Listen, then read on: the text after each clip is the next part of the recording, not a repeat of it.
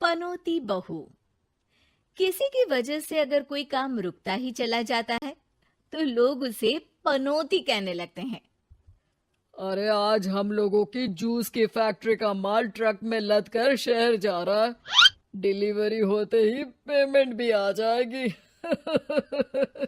लाखों रुपए का माल है। लेकिन थोड़ी ही देर में रितु का पति दौड़ता हुआ आता है।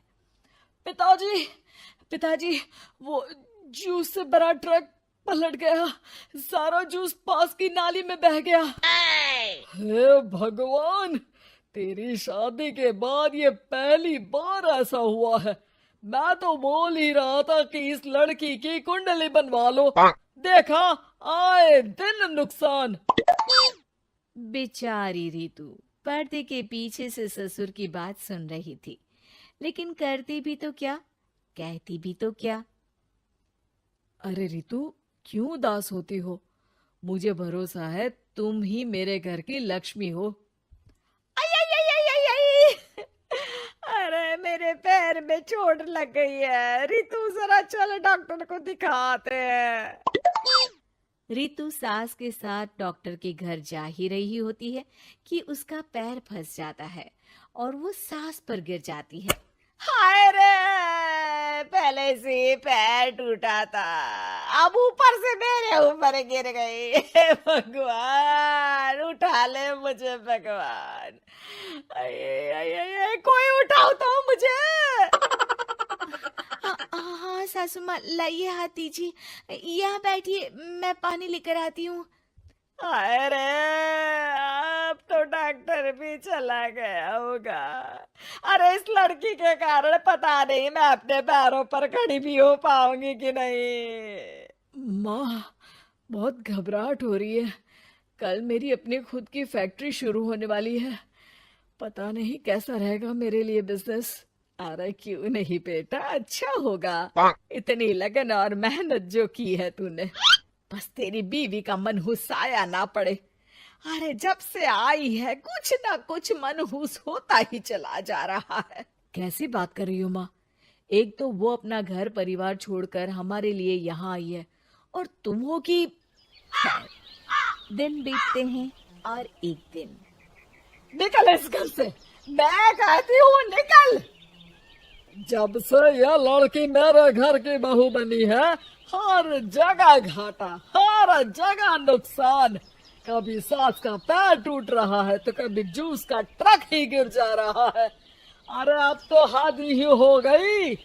मेरे बेटे का इतना भारी एक्सीडेंट कि वो कोमा में चला गया। वो तो शुक्र है कि जान बच गई। नहीं नहीं, हम ऐसी लड़की को अपने घर में रख ही नहीं सकते। अब तो रितु को भी लगने लगता है कि वो मनहूस है। वो चुपचाप घर छोड़कर निकल जाती है। चलते चलते रितु एक जंगल में झोपड़ी में पहुंच जाती है, जहां एक साधु तपस्या कर रहे होते हैं। आ गए बेटी, क्यों परेशान होती है? ये तो जीवन का नियम है। इंसान हमेशा नकारात्मक चीजों को ही सुनता, देखता और समझता है। किसी की अच्छाई उसे नजर ही नहीं आती। आपने मुझे बेटी कहा है तो शरण भी दे दीजिए बाबा। मैं आपका सारा काम कर दिया करूंगी, बस आपके जीवन में मेरे जैसी बेटी की वजह से कुछ बुरा ना हो। साधु आंख बंद करके मुस्कुराता है और रितु उनके घर की बेटी बन जाती है। पिताजी, भोजन तैयार है, आकर खा लीजिए। बेटा, जो भोजन तूने बनाया है उसमें सांप का जहर है। वो खाकर मैं मर सकता हूँ। नहीं नहीं पिताजी, खाना तो मैंने अपनी आंखों के सामने बनाया है, यहाँ तो कोई सांप आया ही नहीं। ठीक है, फिर ला मैं खा लेता हूँ। साधु खाना खाने जाता ही है कि खाना रितु के हाथ से गिर जाता है और वो खाना बिल्ली खा जाती है। बिल्ली उस खाने को खाती ही मर जाती है। नहीं पिताजी, मैंने खाने में जहर नहीं मिलाया। मुझे इस बात का पता नहीं पिताजी। मैं ये बात जानता हूँ। खाने में जहर का मिलना और इस खाने का गिरना, ये तो पहले से ही तय था। इसमें तुमने कुछ नहीं किया है बेटी। रितु समझ नहीं पाती कि क्या हो रहा है। वो रोने लगती है और साधु को अपनी सारी कहानी सुना देती है कि कैसे उसके ससुराल वालों ने उसे पनौती मान लिया था। साधु मुस्कुराकर कहता है, बेटी, क्या चाहती हो तुम? क्या तुम जीवन भर यहाँ रहना चाहती हो या फिर अपने ससुराल जाना चाहती हो? पिताजी, मैं ससुराल जाना चाहती हूँ क्योंकि वहाँ मेरी जरूरत है। मैं चाहती हूँ कि मेरे ससुराल वाले मुझे पनौती यानी कि मनहूस ना समझे। उन लोगों को पता चले कि मैं उन लोगों का भला ही चाहती हूँ। ठीक है बेटा, ऐसा ही होगा। तो कल मेरे साथ चलना। दोनों अगले दिन रितु के ससुराल जाते हैं, जहाँ साधु के साथ रितु को देखकर सास कहती है, अरे वाह रे करम चली, हम लोगों के घर में तूफान लाकर चैन ना मिला तुझे। जब जादू टोटका करने के लिए ये बाबा बाबा बुलाकर किसी को लेकर आई है। नाना माँ जी, ये तो मेरे धर्म के पिताजी हैं, मुझे ससुराल वापस छोड़ने आए हैं।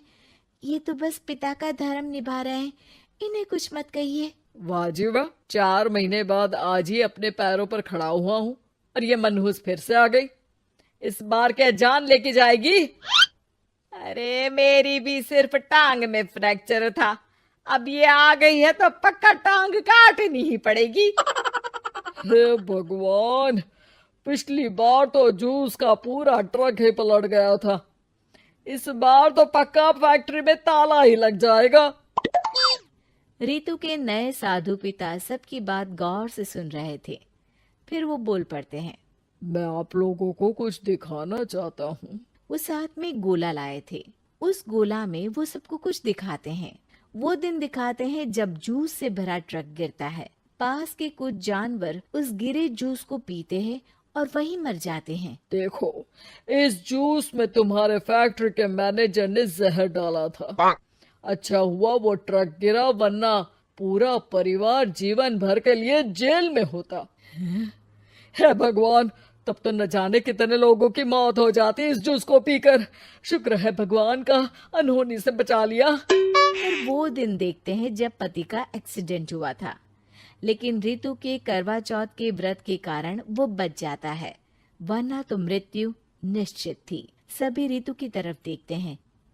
बाबा, मैं तो मनहूस नहीं हूँ। शुक्रिया बाबा, मेरे मन में जीवन भर का बोझ रहता कि मैं इन लोगों के दुख का कारण तो नहीं। नहीं नहीं बेटा, मनहूस तो ईश्वर किसी को नहीं बनाता।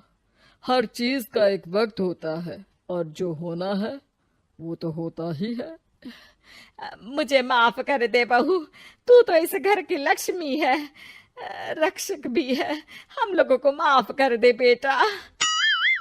रितु को ससुराल में छोड़ बाबा वापस चले जाते हैं।